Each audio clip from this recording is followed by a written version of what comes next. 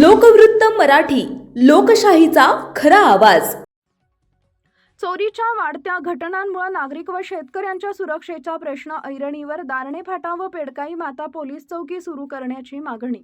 धुळे जिल्ह्यातील शिंदखेडा तालुक्यातील चिमठाणे परिसरात चोरीच्या वाढत्या घटनांमुळे नागरिक आणि शेतकऱ्यांमध्ये भीतीचं वातावरण निर्माण झालंय। या पार्श्वभूमीवर बंद असलेल्या दारणे फाटा आणि पेडकाई माता पोलीस चौक्या तातडीने सुरू करण्याची मागणी करण्यात आली आहे।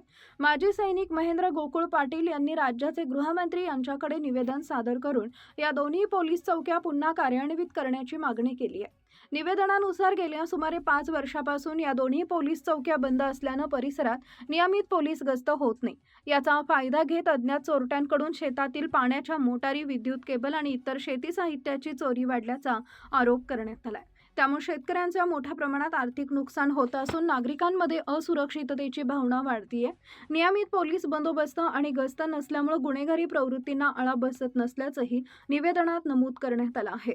त्यामुळे दारणे फाटा आणि पेडकाई माता पोलीस चौक्या पुन्हा सुरू करून तिथं कायमस्वरूपी पोलीस अधिकारी व कर्मचारी नियुक्त करावेत, तसेच नियमित गस्त वाढवून नागरिक व शेतकऱ्यांना सुरक्षा द्यावी अशी मागणी करण्यात आली आहे।